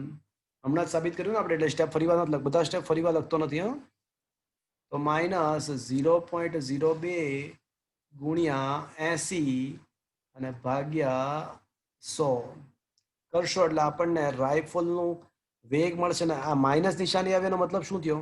કે ગોળી કરતા વિરુદ્ધ દિશામાં છે. વિરુદ્ધ. અને એને તો યાદ છે ને, તમને યાદ હશે લાસ્ટ લેક્ચરમાં વાત કરી તેને રાઇફલની રિકોઇલ કહેવાય, યાદ છે? Is that clear? શું મિત્રો આ સમજ આવ્યું? Yes sir. આ દાખલો ગણાવવાની જરૂર લાગે છે? ચાલશે? સર સર સર હા બોલો. આ દાખલાથી આપણે એવું સાબિત કરી શકીએ કે ગન પર કેટલું રિકોઇલ ફોર્સ લાગતો હશે? ફોર્સ કેટલો લાગે એ શોધી શકીએ તો એના માટે સમયગાળો આપવો પડે. સમયગાળો તમને આપવો પડે ફોર્સ શોધવા માટે. તો ફોર્સ ઇઝ ઇક્વલ ટુ શું છે ખબર છે? વેગમાનનો ફેરફાર ભાગ્યા સમય. અને પ્રારંભિક વેગમાન તો શૂન્ય જ છે. રાઇફલનું અંતિમ વેગમાન તમે એમવી ધારો, જે વી આપણે શોધ્યો, રાઇફલનો વેગ આપણે શોધ્યો, અંતિમ વેગમાન એમવી, પ્રારંભિક વેગમાન શૂન્ય, અને સમય આપી દે ને તો આપણને બળ મળી જાય. એટલે પછી એના દ્વારા રિકોઇલ ફોર્સ શોધી શકાય. હા, એટલે પણ સમય આપવો પડે, હું તમને એમ કહું છું. એટલે રાઇફલ અને બુલેટ વચ્ચેનો સમય સંપર્ક, રાઇફલ અને બુલેટ વચ્ચેનો સંપર્ક સમય આપવો પડે તો વાંધો ન આવે. Is it clear? બરાબર, એમ કરીને કરી શકાય ને. પણ એમાં પ્રવેગ તમે કઈ રીતે શોધશો? હા, એ બી છે. ચલો ક્વેશ્ચન નંબર 20, ક્વેશ્ચન નંબર 18 પર આવી જાઓ. બે બિલિયાર્ડ બોલ 0.05 કિલોગ્રામના છે અને 6 મીટર પર સેકન્ડના વેગથી ગતિ કરતા કરતા અથડાય છે અને પછી રીબાઉન્ડ થાય છે. તો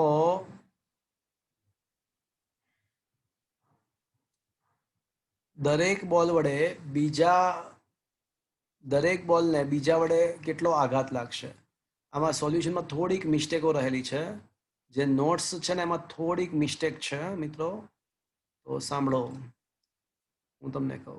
મેઇન ટાર્ગેટ શું છે મિત્રો આપણો? શું શોધવાનું છે? પેલા મને કહો તો. બળનો આઘાત. ખબર છે કે બળનો આઘાત શોધવા માટે શું કરવું જોઈએ મિત્રો? વેગમાનનો ફેરફાર. વેગમાનનો ફેરફાર. Very good. P2 minus વેગમાનનો ફેરફાર શોધી કાઢીએ તો ચાલે. માની લો કે આ બે બિલિયાર્ડ બોલ છે. માની લો કે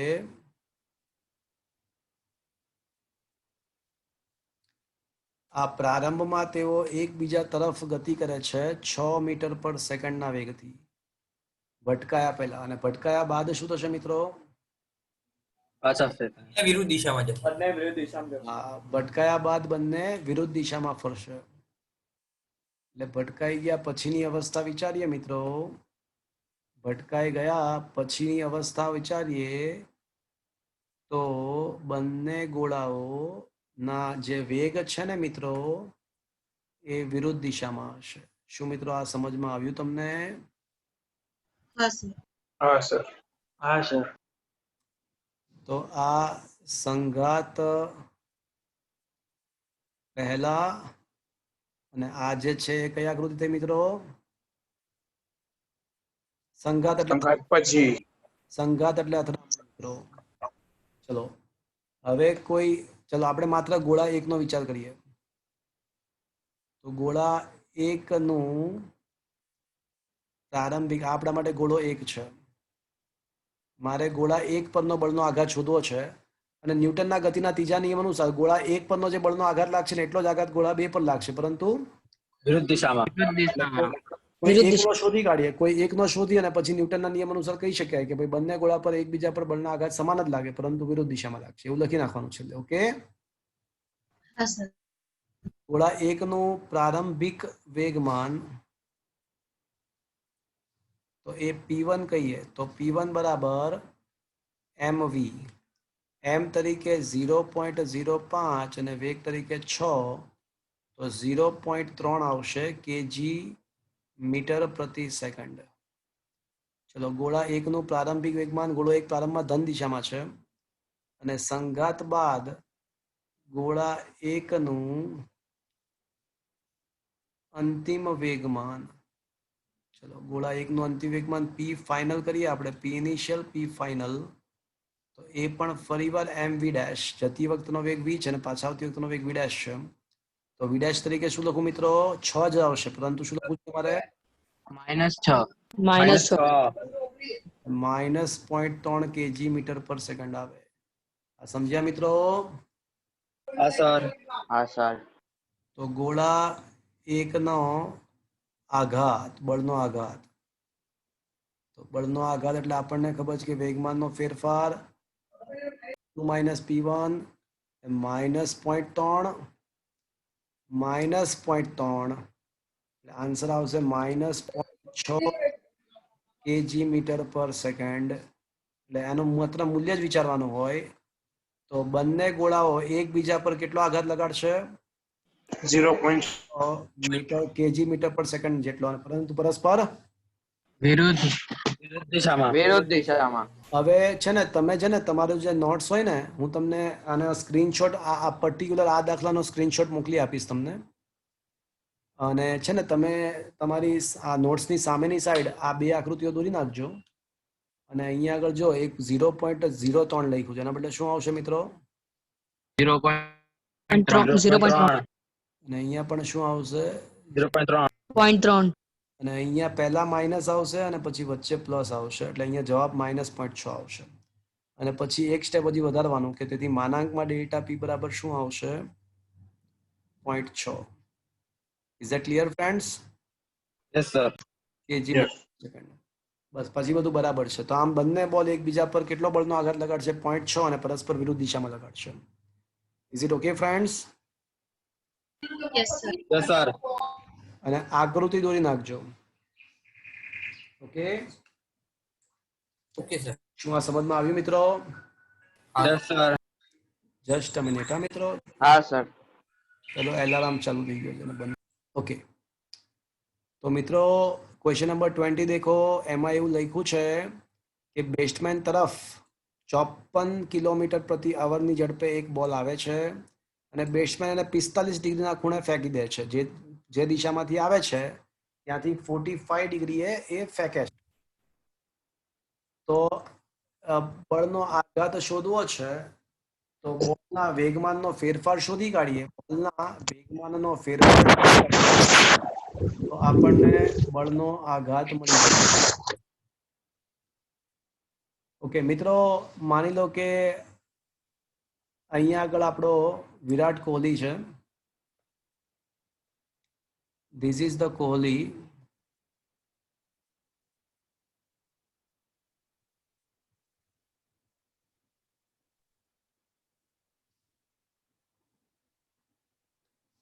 અને આ બેટ લઈને ઊભો છે. દેખાયો મિત્રો? દેખાય છે તમને? હા સર. જોવે છે. હવે એના તરફ બોલ આવે છે. એના તરફ બોલ આવ્યો અને એક વખત શું કરે છે મિત્રો? શોર્ટ શોર્ટ મારે. એક નથી મારતો, શોર્ટ મારે છે. 45 ડિગ્રીના ખૂણે ફેંકે છે. તો શું આ મિત્રો આ જે દિશા છે એ પ્રારંભિક વેગમાનની દિશા કહેવાય? હા સર. આ દિશા અંતિમ વેગમાનની દિશા કહેવાય મિત્રો? હા સર. હા કે ના? હા સર. મિત્રો એવું રકમમાં આપ્યું છે, રકમમાં એવું આપ્યું છે કે બોલની ઝડપમાં કોઈ ફેરફાર થતો નથી. બોલની ઝડપમાં કોઈ ફેરફાર ન થતો, એટલે પ્રારંભિક વેગમાનનું મૂલ્ય અને અંતિમ વેગમાનનું મૂલ્ય સમાન જ હશે. એમ વી જેટલું જ હશે, મૂલ્ય સમાન હશે. એમ ઇન્ટુ વી જેટલું. ઝડપ એની જ રહે છે ને એટલા માટે. મિત્રો મારે બળનો આઘાત શોધવો છે એટલે વેગમાનનો ફેરફાર શોધવો પડે. તો બોલનું પ્રારંભિક વેગમાન કેટલું? તો મિત્રો કોઈ પણ સદિશ સંપૂર્ણપણે એક્સ, યાદ કરો બે જ કિસ્સા હતા. જો કોઈ સદિશ સંપૂર્ણપણે એક્સ કે વાય દિશામાં હોય તો મૂલ્ય ઇન્ટુ એકમ સદિશ લખવાનું, અને જો કોઈ સદિશ ખૂણો બનાવતું હોય તો એ કોસ થીટા એ સાઇન થીટા ગઈ. સમથિંગ ઘટક ધન, સમથિંગ ઘટક ઋણ. યાદ છે મિત્રો? પ્રારંભિક વેગમાન મારે શું લખવું જોઈએ? જો સંપૂર્ણ, જો બોલની પ્રારંભિક દિશા સંપૂર્ણપણે નેગેટિવ એક્સ દિશામાં છે તો વેક્ટર પી ઇનિશિયલ હું શું લખીશ મિત્રો?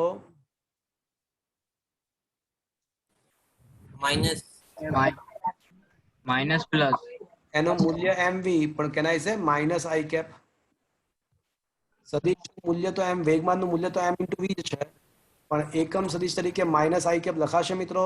શું આ સમજમાં આવ્યું? હા સર. ઓકે, તો આ થઈ જશે minus mv into i cap. Is that clear friends? Yes sir. Okay, હવે બોલનું અંતિમ વેગમાન. તો ચલો મિત્રો, અહીંયા તો જો તમે ધ્યાનથી દેખો તો ખૂણો બને છે. એક્સ અક્ષ સાથે 45 ડિગ્રી ખૂણો બને. જો દેખાય છે? હા. હા સર. અંતિમ વેગમાન ખૂણો બને છે, તો કઈ મેથડ કરીશું મિત્રો? બીજી cos theta sin એ theta. cos theta. તો mv cos મૂલ્ય mv છે, તો mv cos 45 i mv sin 45 નહીં. પણ ઘટકો કેવા, ધન કે ઋણ? Check it out. ધન. જોઈ લઈએ. ચલો મિત્રો, જોઈ લઈએ ઘટકો ધન લેવા છે કે ઋણ લેવા છે. Just let me show you. તો મિત્રો, આ જે છે એ વેગમાનની દિશા છે. ચલો હવે આનો x દિશામાં ઘટક પાડો તો કઈ તરફ જાય? જુઓ તો ધન દિશામાં. ધન દિશા. ધન x દિશા. અને હવે આનો y દિશાનો ઘટક પાડો. ધન ધન y દિશા. બંને ઘટક શું આવશે? ધન. પોઝિટિવ. બંને ધન આવશે. શું મિત્રો આ સમજમાં આવ્યું? હા સર. cos. તો આ થઈ જશે mv cos 45 છે ને 1/√2 અને 1/√2 છે ને 0.707 થાય. 1/1.41 કરશો ને 1/1 એટલે 0.707 થશે. અને m sin 45 ની કિંમત પણ 0.707 થાય, કારણ કે એ પણ 1/√2 થવાનું છે. ચલો મિત્રો, આ સમજમાં આવ્યું? હા સર. ચલો તો હવે બળનો આઘાત, આપણો મેઇન ટાર્ગેટ તો બળનો આઘાત શોધવાનો છે. બળનો આઘાત, so that is equals to what? That is equals to વેગમાનનો ફેરફાર. Delta P બરાબર delta PF. ડેલ્ટા પી બરાબર can I say P final minus P initial. હા. હા સર. તો મિત્રો લખી નાખીએ. ચલો mv into 0.707 I cap plus mv into 0.707 J cap, અને માઇનસ માઇનસ પ્લસ થઈ જશે. જો પી ઇનિશિયલ બાદ બાકી પણ માઇનસ માઇનસ પ્લસ થશે. જો અહીંયા માઇનસ છે તો પ્લસ mv આઈ કેપ. તો મિત્રો mv છે ને આઈ કેપ વાળા પદ ભેગા કરો. 2mv 0.707 IK. ના, 1.707 આવશે. mv કોમન તો 0.707 પ્લસ 1. હા ઓકે સર. 1 પ્લસ 0.707 એટલે 1.707. ખબર પડી મિત્રો? અને 0.707, હા બોલો. આઈ વાળા પદ સાથે લીધા તો 0.707 mv પ્લસ 1 mv એટલે 1.707 mv થશે ને. અને હવે વેગમાનનું મૂલ્ય કેટલું મિત્રો? મૂલ્ય તો mv બાર આવી જશે, અને અંડરરૂટમાં કોણ આવશે? 1.707 નો વર્ગ પ્લસ 0.707 નો વર્ગ. ખ્યાલ આવ્યો મિત્રો? mv બંનેમાંથી કોમન અને બાર આવી જશે. mv સ્ક્વેર આવે બંનેમાં, પણ એ બંનેમાંથી કોમન નીકળીને બાર આવી જશે. Is that clear? Yes sir. m ની કિંમત જે છે ને એ હવે ચેક મૂકીએ. 0.15. વેગનું મૂલ્ય માત્ર આપેલું છે આપણને 54 કિલોમીટર પ્રતિ અવર, પણ 54 કિલોમીટર પ્રતિ અવર ને 5/18 વડે ગુણીએ તો એ મીટર પ્રતિ સેકન્ડમાં થઈ જશે 15 મીટર પર સેકન્ડ. તો ગુણ્યા 15, અને અહીંયા જે આવે એ લખવાનું, સાદરૂપ આપવાનું, વર્ગમૂળ કાઢવાનું, ગુણાકાર કરવાનો. જાતે કરશો મિત્રો? હા સર. 4.2 આસપાસ જવાબ આવે છે. છેલ્લો જવાબ 4.2 kg મીટર પર સેકન્ડ. અને અહીંયા મિત્રો જો અહીંયા તમને બોલ અને બેટનો સંપર્ક સમય આપ્યો હોત ને, તો બોલ પર લાગતું બળ પણ મળી જાત. Delta P by delta T કરી નાખો તો તમને બેસ્ટમેને કેટલું બળ લગાડ્યું એ પણ મળી જાત. Is that clear? Yes sir. સમય આપ્યો હોત તો થઈ જાત. સર. હા બોલો મિત્રો. સર આ જે દાખલો છે આમાં cos 40 વાળા લઈને કરી શકાય pi ભાગ્યા pf. શું બોલે પીઆઈ ભાગ્યા પીએફ? શું કામ? વેગમાનનો ફેરફાર એટલે ફેરફાર જ લેવો પડે ને. તો અરે સર pi ભાગ્યા pf કરીએ તો p અંતિમ વેગ પણ મળે અને મારી વાત શું બોલે તું? પીઆઈ ભાગ્યા પીએફ થોડી અંતિમ વેગ મળશે. જો આપણો મેઇન ટાર્ગેટ બળનો આઘાત શોધવાનો છે. બળનો આઘાત એટલે શું? અંતિમ વેગમાનમાંથી પ્રારંભિક વેગમાન બાદ કરવાનું. તો મેં અંતિમ વેગમાન શોધ્યું, પ્રારંભિક વેગમાન શોધ્યું, પછી બાદ બાકી કરી. તો એમાં શું પ્રોબ્લેમ છે? આજ મેથડ બીજી કોઈ જ કશું જ ના થઈ શકે આમાં. શું કે તું બોલ? એમની સર આકૃતિ પરથી cos 45 કરી શકાય? એમ નહીં, પણ cos 45 કરીને કરીશું તું. પણ હું તને એમ કહું છું, આપણે વેગમાનનો ફેરફાર તો શોધવો જ પડશે ને, કારણ કે બળનો આઘાત શોધવાનો હતો. પ્રારંભિક વેગમાન શોધવું પડે, અંતિમ વેગમાન શોધવું પડે. તો એમાં એ તો કરવું જ, જે કરવાનું છે તો કરવું જ પડશે ને. પછી તું ઘટકો પાડે કે ના પાડે એ તું જે કે છે એક પડ્યા જ છે ને ઘટકો. અહીંયા cos 45 ને sin 45 લખ્યા તો છે આપણે અહીંયા. હા સર. એટલે આ જ મેથડ થઈ શકે, આમાં બીજું કશું ના થઈ શકે. Okay sir. હા બોલો. સર સ્વાધ્યાયનો 5મા નંબરનો દાખલો છે ને એ પણ બીજી રીતે થઈ શકતો. હા થઈ શકે. આમાંય તે બીજી રીત કરવી હોય તો થઈ શકે. જો પણ અઘરી બની જાય. જો બીજી રીત તમને બતાવું. માની લો કે તમારું બેટ આમ છે અને અહીંયા બોલ આવ્યો અને પછી ભટકાઈને આમ ગયો. હવે આ એંગલ 45 ડિગ્રી છે. તો શું થાય ખબર? તમારે શું કરવું પડે ખબર છે? 22.5 22.5 લેવું પડે. આ બંને વચ્ચેનો એંગલ 45 ડિગ્રી હોય તો આ 22.5 અને આ 22.5 લેવું પડે. તો એમાં છે ને તમારો ઘટકો જે પડે ને ખતરનાક પડે. પછી આન્સર તો આવી જ જાય, પણ sin 22.5 અને cos 22.5 ને એવું બધું થાય એટલે અઘરી મેથડ બની જાય. થઈ જાય આ દાખલો પણ આ રીતે થઈ શકે, પણ અઘરું બની જાય. સો વાય ડોન્ટ એવું શું કામ બનાવીએ આપણે? સહેલી વસ્તુને અઘરી શા માટે બનાવીએ? Is that clear? ના સર, પહેલો દાખલો તો ઉલટાનું ઈઝી. કોની વાત કરે છે તું? પહેલા તો સ્વાધ્યાયના 5મા દાખલાની જોઈએ. ચલો સ્વાધ્યાયનો 5મો દાખલો શું છે? Let's check. સ્વાધ્યાયનો 5મો દાખલો. Yes, here it is. હા એટલે હા સર, આમ આપણે f * delta t delta p કરી દઈએ તો આવી જાય. હા કરી શકાય. વાત સાચી થઈ શકે. વાત સાચી છે. f બરાબર delta p by delta t થી પણ ફટાફટ થઈ જશે. વાત સાચી છે. m * v2 minus v1 upon delta t થઈ જાય. હા એટલે આમાં f તમને આપેલો છે, m આપેલો છે, v1 v2 આપેલા છે ને ડેલ્ટા t શોધવાનો છે. થઈ જાય. સાચી વાત છે. 100%. 100% ફાસ્ટ થઈ જાય. વાત સાચી. પણ f તરીકે -50 લેવાનું. વાત કીધી. આ 5મો દાખલો છે, તમે આ રીતે પણ કરજો. 100% ફટાફટ થશે. એકદમ સત્ય વચન. ઓકે ઓકે ચલો. હા ઓલું કોણ કહેતું હતું? ઓલો બીજો કોઈ ચોથા ઓલા સ્વાધ્યાય ઉદાહરણ નંબરમાં કંઈક બોલતો હતો ને, ઘટકો ના પડે ને પડે. શું હતું? જો તો કોણ બોલતું હતું? બોલો શું કહો છો? આમાં શું કોઈ કહેવા માંગતું હતું? બોલો તો. આમાં કોઈ પૂછવા માંગતું હતું કશું? આમાં કંઈક ઘટકો ના પડે ને શું કોઈ કહેતું હતું? કહેવું છે કોઈને કાંઈ? ઓકે તો મિત્રો તમે લોકો આવી જાઓ. સ્વાધ્યાયમાં 20મા દાખલા સુધી ડિસ્કસ કરી રહ્યા હતા આપણે. હજી થોડા આગળ વધીએ.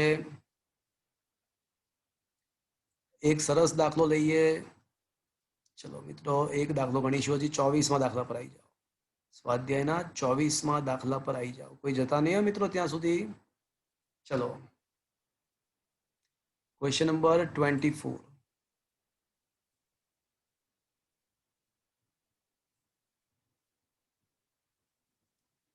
આકૃતિમાં દર્શાવ્યા પ્રમાણે 0.4 કિલોગ્રામ 0.04 કિલોગ્રામ દ્રવ્યમાનના એક પદાર્થનો સ્થાન વર્સિત સમયનો આલેખ આપ્યો છે. મિત્રો કોઈ મને કહેશે સ્થાન વર્સિત સમયના આલેખનો ઢાળ આપણને કઈ ભૌતિક રાશિ આપે? વેગ. સરેરાશ વેગ. વેગ અથવા સરેરાશ વેગ. પણ ઢાળ સુરેખ હોય ને તો સરેરાશ કહો કે તત્કાલીન કહો, બધું સરખું જ.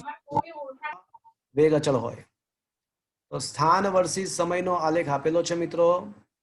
અને ક્વેશ્ચન એવો છે કે આના માટે કોઈ ભૌતિક સંદર્ભ જણાવો. એટલે આવો આલેખ મળે એવી પ્રેક્ટિકલ સિચ્યુએશન જણાવો. તો મિત્રો સોલ્યુશનની અંદર એ પ્રેક્ટિકલ સિચ્યુએશન લખવાની રહી ગઈ છે. તો હું તમને કહું એકબીજાથી 2 મીટર અંતરે રહેલી બે દિવાલો વચ્ચે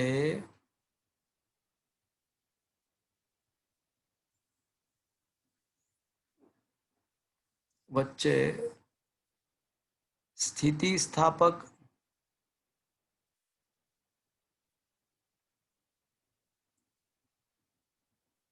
અથડામણો અનુભવતો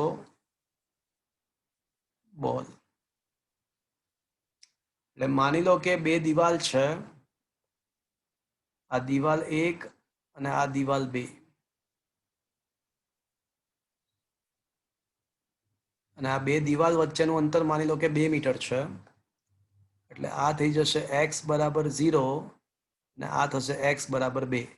અને એની વચ્ચે કોઈ બોલ હોય ને, એ સ્થિતિસ્થાપક અથડામણ કરતો હોય ને, એ જેટલા વેગથી આગળ જાય ભટકાઈને એટલા જ વેગથી પાછો આવે. તો જેટલો ધન વેગ હશે ને એટલો જ એનો ઋણ વેગ હશે. આ એ દર્શાવે, જો જેટલી ચડતી રેખા છે એવી જ ઉતરતી રેખા છે. એટલે આ બે દિવાલ વચ્ચે સ્થિતિસ્થાપક સંઘાતનો મતલબ ભટકાયા પછીની ઝડપ અને ભટકાયા પહેલાની ઝડપ સમાન હોવી. તો જો બે દિવાલ વચ્ચે કોઈ ગોળો સ્થિતિસ્થાપક સંઘાત અનુભવતો હોય તો શું થાય? તો એનો આલેખ તમે સ્થાન વર્સિસ સમયનો આલેખ દો તો એક્ઝેક્ટલી આકૃતિમાં જે દર્શાવ્યું છે એ પ્રમાણેનો આલેખ મળશે. કે પહેલા જેમ જેમ સમય વધતો જાય તેમ સ્થાન સુરેખ રીતે અચળ વેગી ગતિ, એટલે સ્થાન વધતું જાય સુરેખ રીતે, ભટકાઈને પાછો ફરે તો એ જ રીતે સુરેખ રીતે સ્થાન ઘટીને શૂન્ય થાય. પાછો ભટકાય, આ સાઈડ ભટકાય, પાછો સ્થાન વધે, પાછું સ્થાન ઘટે. સમજમાં આવ્યું મિત્રો? એટલે આ ભૌતિક સંદર્ભ મળી ગયો આપણને. Is it clear? હા સર. ચલો આકૃતિ જોઈને મને કહો કે દર કયા સમય બાદ અથડામણ થાય છે? પ્રત્યેક કેટલા સમય બાદ અથડામણ થાય? જો તો 2 સેકન્ડ. આલેખ પરથી સ્પષ્ટ છે કે બીજો ક્વેશ્ચન કે કેટલા સમય બાદ સંઘાત થાય છે, આઘાત થાય છે? તો આલેખ પરથી સ્પષ્ટ છે કે દર 2 સેકન્ડના અંતે વેગની સંજ્ઞા ઉલટાઈ છે.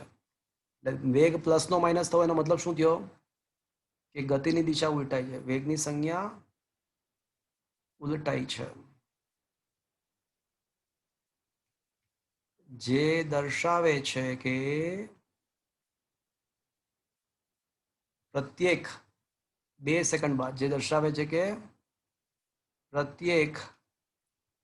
2 સેકન્ડ બાદ આઘાત મળે છે અથવા સંઘાત થાય છે. આ બંને ક્વેશ્ચન સોલ્યુશનમાં આપવાના રહી ગયા છે મિત્રો. સોલ્યુશનની અંદર આ બે વસ્તુ લખવાની રહી ગઈ છે. તમારે ફરજિયાતપણે લખવું પડશે. સામેની સાઈડ જગ્યા આપી છે ને, એમાં આ બંને વસ્તુ તમને લખવી પડશે. અને હવે ત્રીજો ક્વેશ્ચન લખીને આપ્યો છે, ત્રીજો તો સોલ્વ કરીને આપ્યો છે, થર્ડ ક્વેશ્ચન સોલ્વ કરીને આપ્યો છે. ચલો ત્રીજો ક્વેશ્ચન શું છે? સી, કે ભાઈ દરેક આઘાતનું મૂલ્ય. તો વળી પાછું બળનો આઘાત આવ્યો મિત્રો. તો બળનો આઘાત માટે શું કરવું પડે મિત્રો? વેગમાનનો ફેરફાર. તો બળનો આઘાત ઇઝ ઇક્વલ્સ ટુ વેગમાનનો ફેરફાર, એટલે P2 માઇનસ P1, એટલે mv2 માઇનસ mv1. તો v2 માઇનસ v1 કરીએ આપણે. ચલો, એટલે સંઘાત પહેલા v1 એટલે સંઘાત પહેલાનો વેગ અને v2 એટલે સંઘાત બાદનો વેગ. જ્યાં v1 એટલે સંઘાત પહેલાનો